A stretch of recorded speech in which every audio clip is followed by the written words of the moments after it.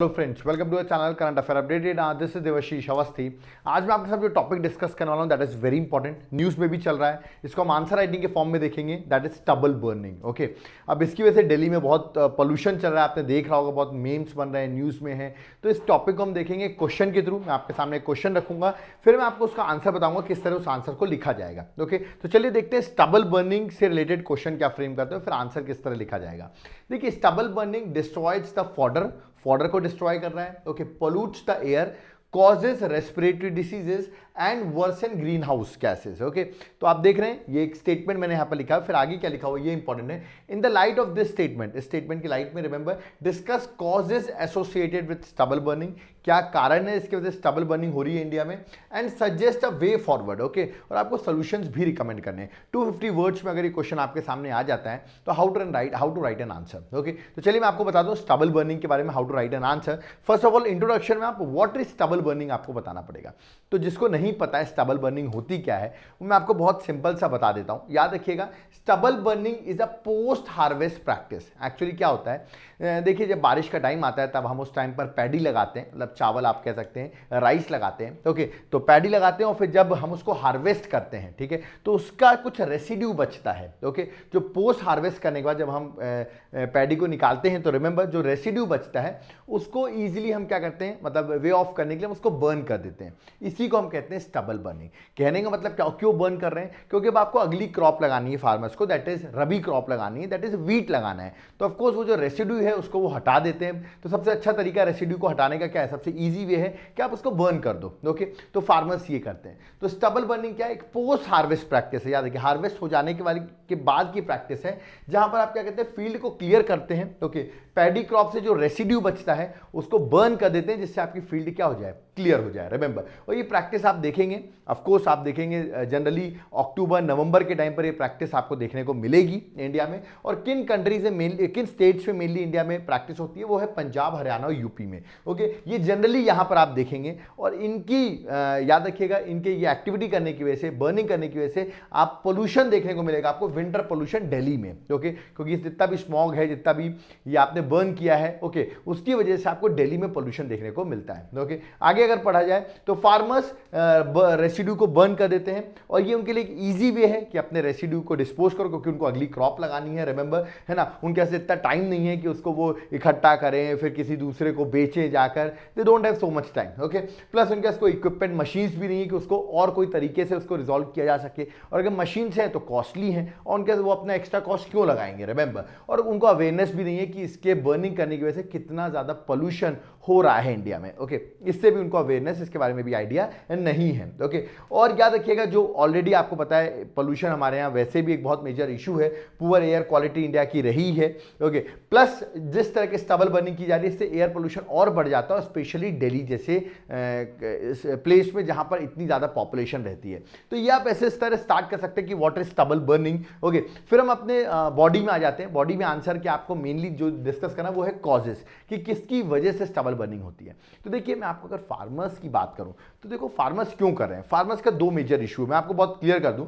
एक, फार्मर्स के पास देखो टाइम नहीं है, ठीक है, एक टाइम का इशू है कि यार ये जो रेसिड्यू है इसको जल्दी से हटाना है, क्योंकि उनको अगली क्रॉप लगानी है, अपनी रबी क्रॉप लगानी है, दैट इज वीट। तो टाइम का इशू है। दूसरा, अगर आप उनको कोई इक्विपमेंट, टेक्नोलॉजी अगर प्रोवाइड कर रहे हैं तो वो कॉस्टली है, पैसा लगेगा उसका। ओके, उनको परचेज करना पड़ेगा, आप सब्सिडी भी दे रहे हैं तो पेमेंट तो उनको करनी पड़ेगी ना। रिमेंबर, तो दूसरा जो अगला इशू है वो है कॉस्ट। सबसे आसान तरीका है आग लगा देना, बर्निंग करना इज द इजीएस्ट वे और सबसे इकोनॉमिकल वे उनको लगता है। ओके, कंपेयर टू अदर जो बाकी तरीके हैं जिसमें हम टेक्नोलॉजी का इस्तेमाल करना बताएंगे, तो वो उनके लिए डिफिकल्ट है। इसलिए आप देखिए, फार्मर्स मतलब सरकार कोशिश कर रही है, चाहे वो पंजाब गवर्नमेंट हो, हरियाणा गवर्नमेंट हो, कि स्टबल बर्निंग ना हो, बट स्टिल लोग, फार्मर्स जो हैं उनके पास टाइम इतना नहीं है, और ऑफकोर्स जो कॉस्टिंग आ रही है अदर टेक्नोलॉजी के थ्रू वो उनको ज़्यादा पड़ रही हो। आपको पता है एग्रीकल्चर में इनपुट कॉस्ट अगर बढ़ जाएगा तो फार्मर्स को प्रॉफिट ही नहीं होगा। तो पहला कारण अगर दिखा है तो वो है पॉसिटी ऑफ टाइम। रिमेंबर, मतलब उनके टाइम इतना नहीं है, और burning of residue to clear the farm, is the सबसे इजी वे है, बहुत जल्दी हो जाता है रिमेंबर, क्योंकि उनको अगली क्रॉप लगानी, मैंने आपको बताया रबी क्रॉप पे वीट लगानी है, तो ईजिली उसको बर्न करें। तो उनका इतना टाइम नहीं है कि वो उसको पूरा एक साथ रखें, ओके, इकट्ठा करें और फिर किसी को सेल आउट करें, या तो गवर्नमेंट की जो मशीन्स है उनका यूज क्यों नहीं करें, क्योंकि उनका इतना कॉस्ट का इशू आ रहा है, ठीक है। सेकंड देखा है तो फार्मर्स की ओल्ड थिंकिंग भी है। देखो जो ओल्ड फार्मर्स हैं, अगर मैं दो फार्मर्स डिवाइड करूं, ओल्ड और न्यू फार्मर्स, तो जो ओल्ड फार्मर्स की थिंकिंग है वो ये थिंकिंग है कि ट्रेडिशनल बिलीफ है कि अगर हम इसको बर्न कर देते हैं तो जो याद रखिए जो न्यूट्रिएंट्स होंगे वो वापस आ जाएंगे, ओके, सॉइल में, जिससे कि और बेटर एग्रीकल्चर होगा। वो ऐसा सोच रखते हैं, मतलब ओल्ड फार्मर्स जो हैं उनकी थिंकिंग ये है, जबकि गलत है। रिमेंबर, इससे आप बर्न करते हैं उससे आपकी सॉइल को और ज्यादा हार्म है, जो माइक्रोब्स हैं उनकी डेथ हो सकती है। बट ओल्ड फार्मर्स की एक बिलीफ भी है, तो ये भी एक बहुत बड़ा इशू है स्टबल बर्निंग का। थर्ड देखा जाए, मैंने भी आपको बताया costing, it become more economical for farmers to burn stubble easily. उनको स्टबल को बर्न करना उनके लिए आसान है, याद रखिएगा, देन गेटिंग इट, कि उसको ट्रांसपोर्ट करें, किसी को बेचें, किसी को एक साथ दें, तो उनका बहुत ज़्यादा कॉस्टिंग आ जाएगा। तो उनके लिए बर्निंग करना एक ईजी वे है, इसलिए स्टबल बर्निंग होती भी है।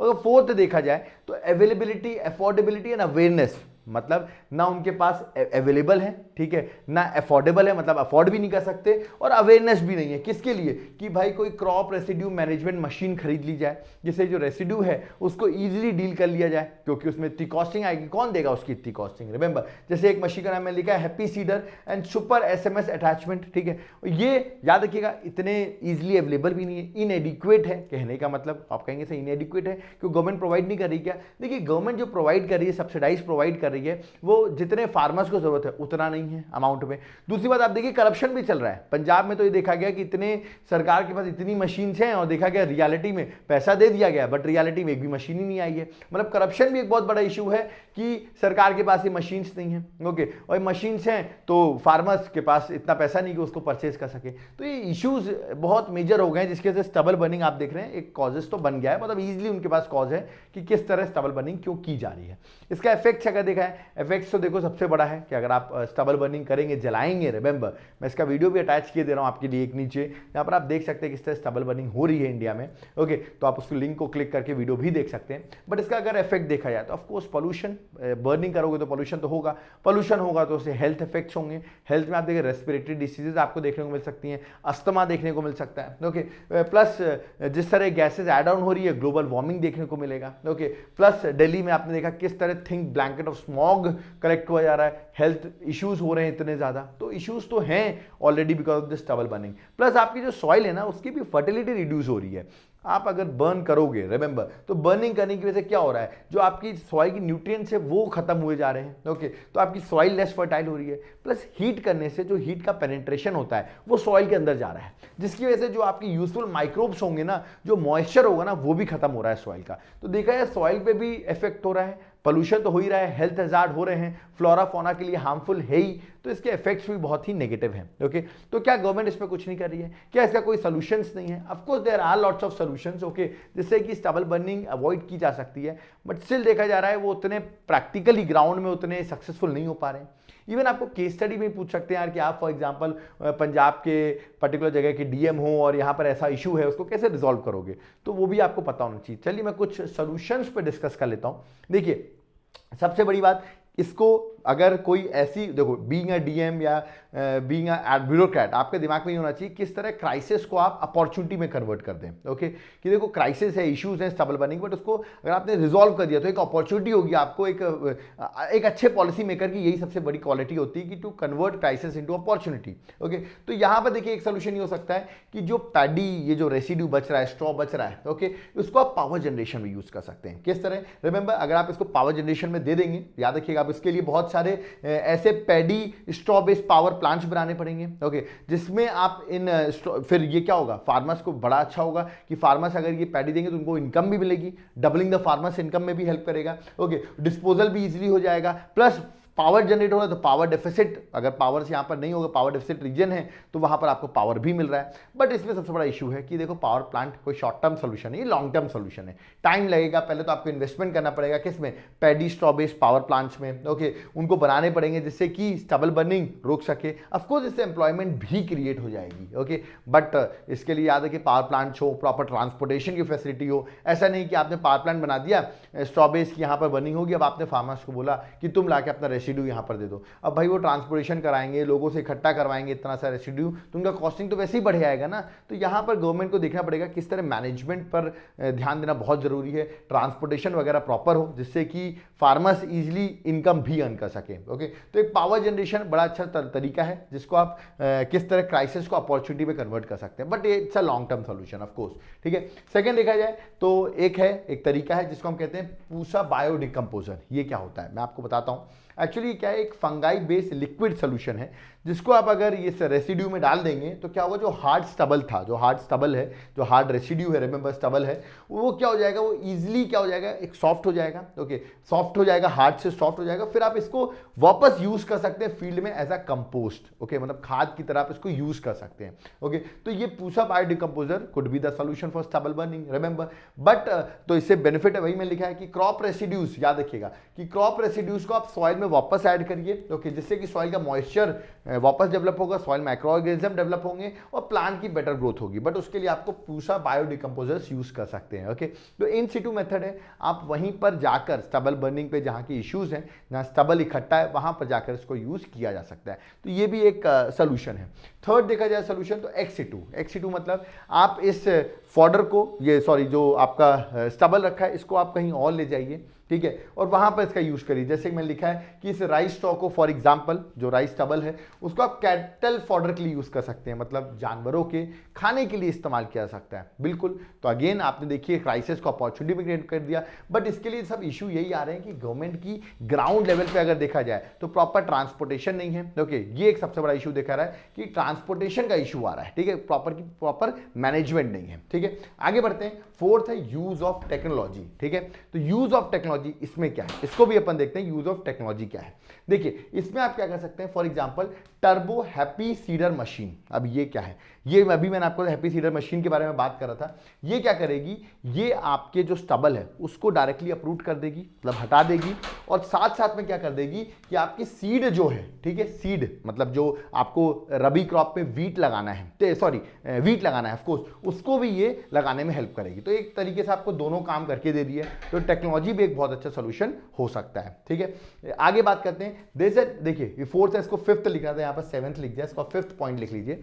देखिए मैंने आपको बताया ना, जो फार्मर्स हैं उनका जो सोच है वो क्या है, वो बड़ी नेगेटिव सोच है। मतलब उनको लगता है कि भाई बर्निंग करेंगे तो न्यूट्रिएंट्स ऐड होंगे, कहाँ पर, सॉइल में, ठीक है। तो बट ये चेंज करने की जरूरत है, मतलब आपको एटीट्यूड चेंज करना पड़ेगा फार्मर्स का। तो उसके लिए आपको फार्मर्स को परसुएड करना पड़ेगा, अवेयरनेस प्रोग्राम चलाने पड़ेंगे, उनको बताना पड़ेगा, उनका इंगेजमेंट करना पड़ेगा कि इसका कितना बेटर इस्तेमाल है। कि अगर आप स्टबल बर्निंग नहीं करते हैं, जो गवर्नमेंट के अलग सोल्यूशंस हैं, जिससे पावर प्लांट्स बना रहे हैं, मैं ये बातें कर रहा हूँ, टेक्नोलॉजी का यूज़ है, उसका यूज़ करिए, अवेयरनेस प्रोग्राम चलाइए, तो इससे फार्मर्स का एटीट्यूड भी चेंज करना बहुत ज़रूरी है। क्योंकि ये भी एक बहुत बड़ा इशू देखा जा रहा है कि जो गवर्नमेंट ऑफिसर्स हैं ना, वो जा रहे हैं, फाइन्स भी लगा रहे हैं इवन कि कोई स्टबल बर्निंग करेगा, लेकिन देखा जा रहा है कि वहाँ पर जो फार्मर यूनियन है वो उनको धमका रहा है, उनको परेशान कर रहा है। तो इससे भी इशू आ रहा है, इसलिए एटीट्यूडनल चेंज भी एक बहुत इंपॉर्टेंट प्रोस्पेक्ट होगा, ठीक है। इससे 8th पॉइंट नहीं होगा, देखिए मैंने यहाँ पर 5th पॉइंट बताया, तो 6th पॉइंट होगा ये।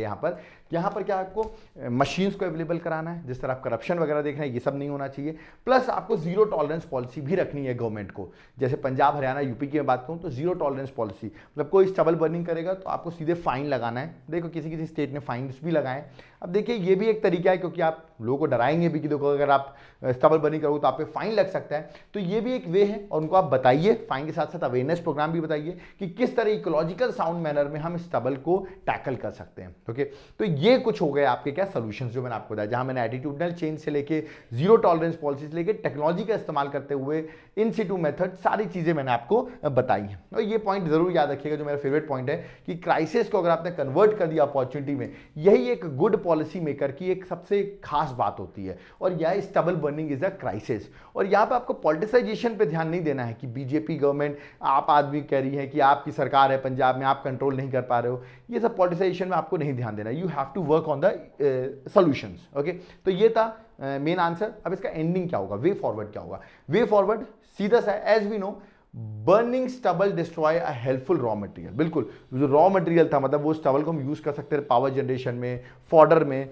वो जो रॉ मटेरियल था, रिमेंबर बर्निंग स्टबल, हम बर्निंग से क्या कर रहे हैं, उस रॉ मटेरियल को डिस्ट्रॉय कर रहे हैं, एयर को पॉल्यूट कर रहे हैं, रेस्पिरेटरी डिसीजेस बढ़ रही हैं, remember green house gas emissions बढ़ रहा है। तो ये तो हमको पता है ना, बर्निंग से स्टबल से हमें क्या क्या इश्यूज देखने को मिल रहे हैं। तो देयरफॉर हमें एक क्या जरूरत है, we need what, an are is to make a constructive use of stubble. हमें ये देखना पड़ेगा स्टबल का हम कंस्ट्रक्टिव यूज कर सकें। इसमें ऑफकोर्स सेंट्रल और स्टेट गवर्नमेंट को मिलकर वर्क करना पड़ेगा, ठीक है, जिससे हम एनिमल फॉडर के लिए उसका इस्तेमाल कर सकें, चाहे आप उसको टेक्नोलॉजी के इस्तेमाल से, जैसे मैंने अभी आपको बताया, टेक्नोलॉजी के इस्तेमाल से, जैसे कि बायोडिकम्पोजर यूज़ किया आपने, या तो आपने फॉर एग्जांपल मशीन्स यूज़ की, जैसे कि मैंने बताया हैप्पी सीडर मशीन यूज़ की, या बायोडिकम्पोजर यूज़ किया, इनका भी यूज़ करके आप बेटर स्टबल का यूज़ कर सकते हैं। ओके, तो इस तरह वे फॉरवर्ड में एक फ्यूचरिस्टिक नोट पे आप ये चीज़ें लिख सकते हैं। तो आई होप आपको समझ में आएगा what is stubble burning, what are the causes, effects, और फाइनली मैंने आपको सॉल्यूशंस भी बताए। ओके, तो यहाँ पर हमारा टॉपिक कंप्लीट होता है, दैट इज स्टबल बर्निंग।